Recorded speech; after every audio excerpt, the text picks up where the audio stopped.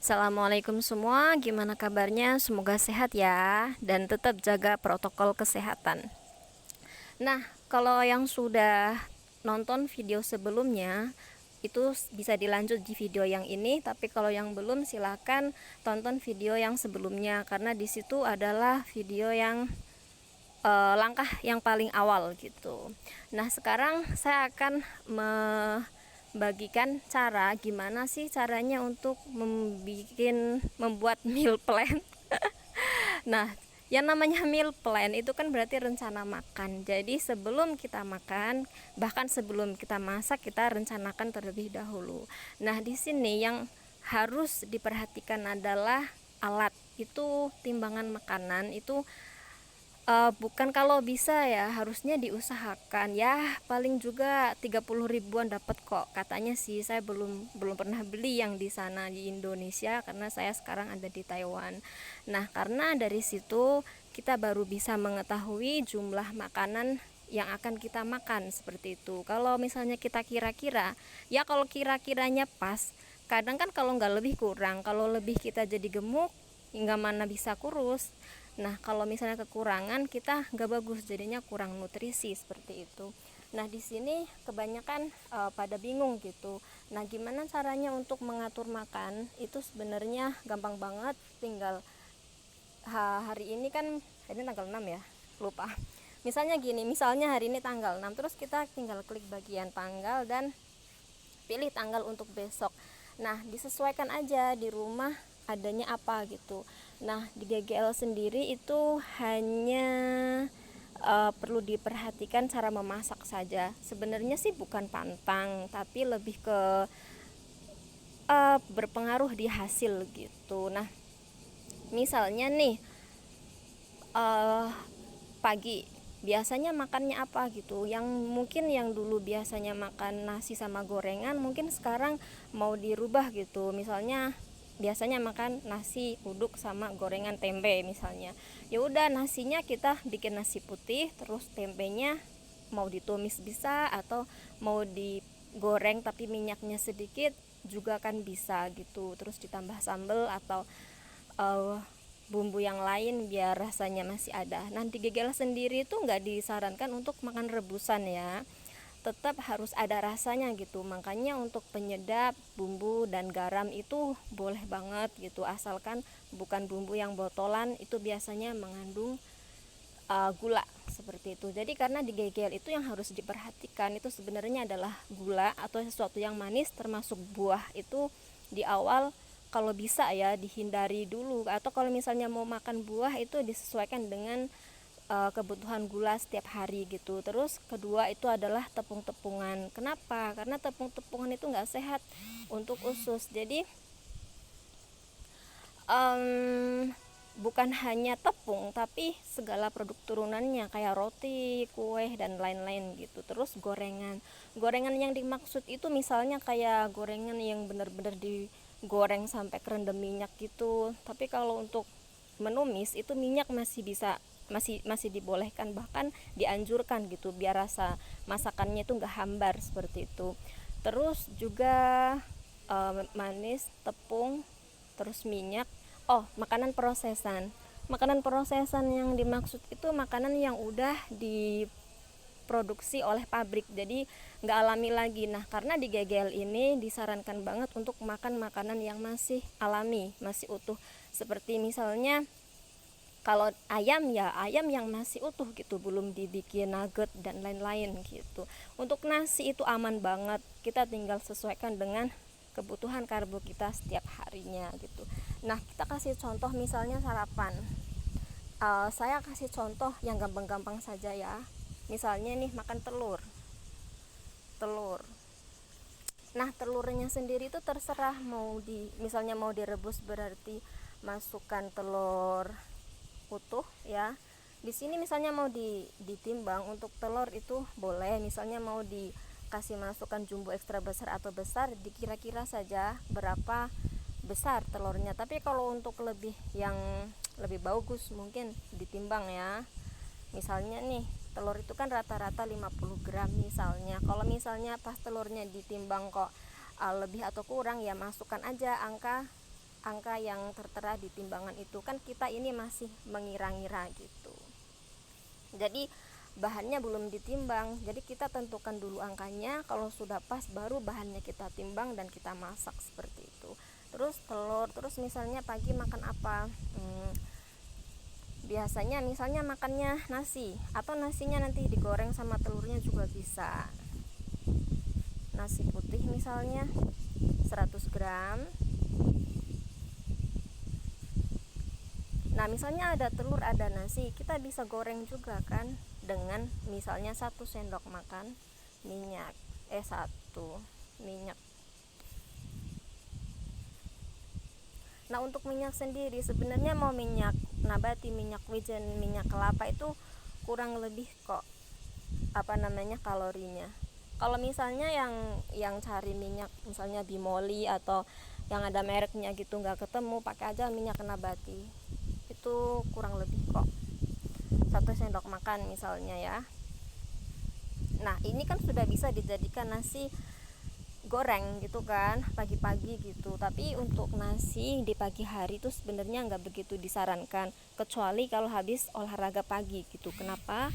Karena nasi itu adalah karbo, dan karbo kalau dikonsumsi di pagi hari itu dia akan menaikkan insulin gitu, termasuk semua yang manis gitu. Tapi disesuaikan aja, nanti kalau misalnya olahraganya nggak bisa pagi, ya udah berarti nasinya kita makan siang gitu, tinggal diubah-ubah aja gitu. Nah nanti tinggal dimasukkan bumbunya, kalau misalnya mau dimasukkan bagus, misalnya nggak dimasukkan, misalnya bawang merah bawang putih kan ya, kalau nasi goreng itu biasanya, terus cabai itu bisa nggak dimasukkan juga nggak apa-apa, paling 1-2 biji itu kalorinya nggak seberapa sih. Tapi kalau misalnya ini Coach Din yang bilang ya, tapi kalau misalnya mau dimasukkan bagus, jadi lebih akurat lagi gitu.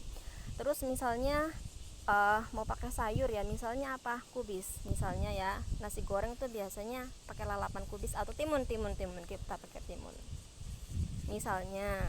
Tapi ini cuma sekedar contoh aja ya, disesuaikan dengan kondisi di rumah. Nah ini mentimun dengan kulit, tapi tadi kan ada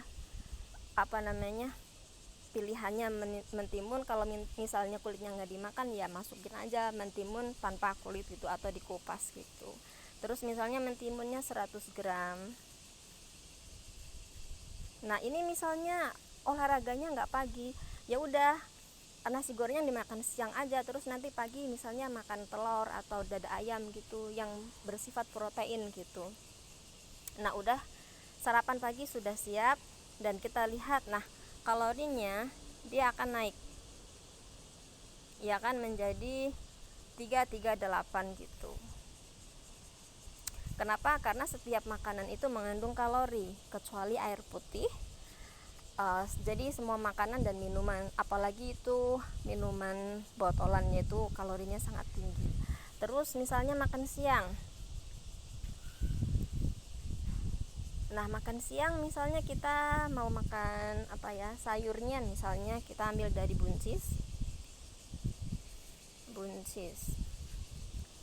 taruhlah buncis 100 gram misalnya ya. Oke, habis itu misalnya mau makan untuk proteinnya misalnya paha ayam misalnya ya, jangan paha ayam, dada ayam misalnya. Jadi disesuaikan dengan selera masing-masing aja ya. Nah dada ayam di sini kalau misalnya kulitnya dimakan berarti masukin aja dada ayam. Kalau misalnya kulitnya tidak dimakan ya masukin kulitnya tidak dimakan, karena kulitnya juga dia kalorinya lumayan, itu kan lemak ya. Jadi misalnya dada ayam kita masukkan 150 gram. Jadi nanti bisa diutak-atik gitu. Untuk awalnya asal masukin aja nggak apa-apa. Udah ada seratnya, ada proteinnya, tinggal kita masukkan karbonnya. Nah karbonnya misalnya nasi lagi. Loh kok makan nasi terus? Ya emang kenapa, nasi emang nggak apa-apa sebenarnya. Kita masukkan 100 gram. Nanti kalau kebanyakan kita tinggal kurangin gitu. Nah, udah ada buncis, sudah ada ayam sama nasi putih. Misalnya nih, buncisnya mau ditumis, ya, dada ayamnya nanti misalnya mau dipanggang gitu, bisa. Nanti saya akan kasih resep gimana sih caranya masak dada ayam biar enak gitu, nggak sepoh gitu.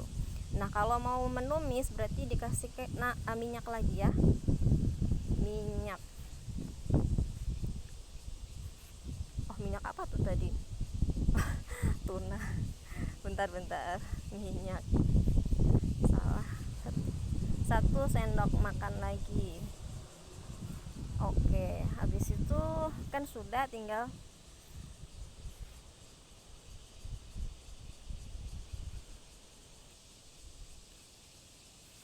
habis itu tinggal kasih bumbunya berarti untuk menumis gitu kan. Nah, kalau sudah terus kita lihat kalorinya, oh 864, sedangkan di sini kalori maintenance-nya adalah 2145.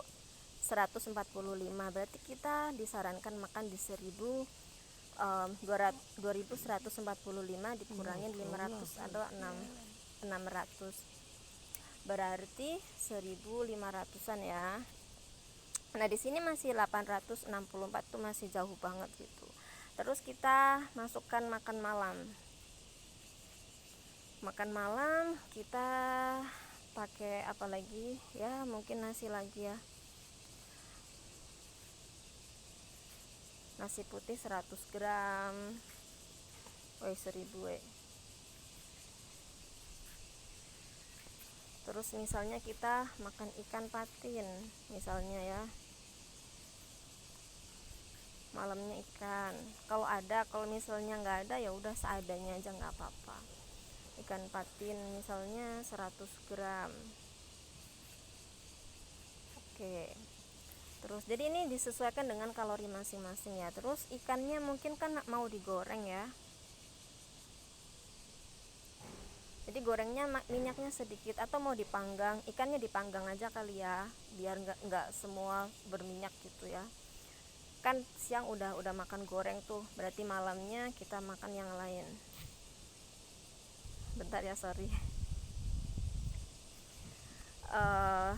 Ikannya kita bakar atau dipanggang gitu pun boleh. Misalnya mau digoreng juga silahkan. Tapi kalau untuk saya sendiri, karena tadi nasinya udah digoreng, terus siang juga udah makan tumisan gitu, terus malam mungkin ikannya lebih baik dipanggang gitu. Terus kita udah ada ikan, udah ada nasi, sayurnya kita mungkin mau ambil tumis kangkung, misalnya nih ya, kangkung. Kenapa saya masukkan kangkung? Karena belum dimasak. Kalau udah dimasak ya masukin tumis kangkung juga bisa gitu. Terus gram kita masukkan, karena kangkung itu dia sangat, kalau ditumis tuh jadinya sedikit ya, kita masukkan 200. Oke, mari kita lihat. Nah, dia kalorinya naik lagi kan. Habis itu untuk menumis kangkung, nah daripada untuk goreng ikan, mendingan kita untuk tumis kangkung minyaknya. Oke, 1 sendok makan lagi. Sudah, habis itu kita lihat kalorinya. Nah, semua kan sudah ada 100.242, tapi masih kurang kan. Nah, kita lihat di sini ternyata seratnya tuh masih jauh gitu. Nah, habis baru bukan berarti kita harus tambahkan serat. Nah, serat itu dari mana? Biasanya kita dapat dari sayur. Kita naikkan menjadi, sambil kita naikkan kalorinya, kita naikkan seratnya. Oh, 11 masih kurang, buncisnya berarti kita mau naikkan lagi jadi 300 juga. Kok banyak banget ya? Iya, di GGL makan kenyang. Tuh udah 1300 kan, kita tambah lagi. Mungkin mau nyemil ya, karena di sini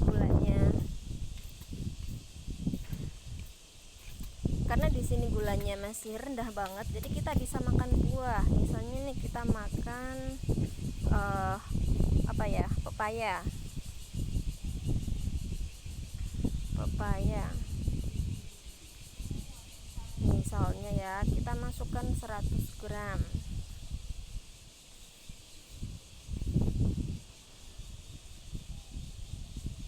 Nah, dapat kan seratnya meningkat, kalorinya juga meningkat, tapi masih kurang. Kita tambahkan lagi. Apa yang harus kita tambahkan? Karena saya di sini proteinnya harus 30 gram, jadi proteinnya masih kurang. Terus saya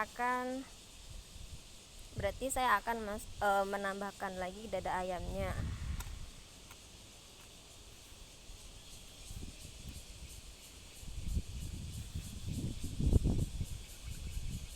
Kita lihat. Tuh, udah naik lagi kan. Nah, di sini kan kita bisa defisit 600 ya, berarti sedikit lagi kita udah ketemu. Terus yang ini yang kurang apa?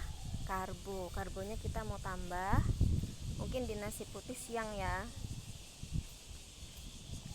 Siang makannya lebih banyak nggak apa-apa. Nasi putihnya 200. Terus kita lihat hasilnya.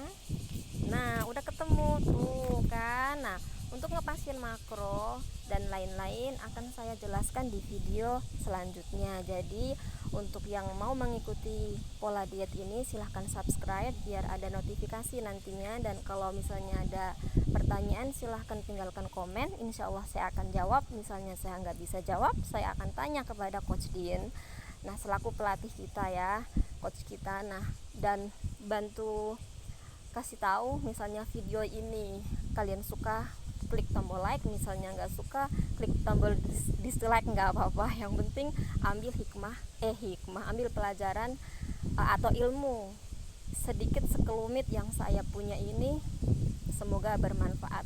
Terima kasih. Wassalamualaikum.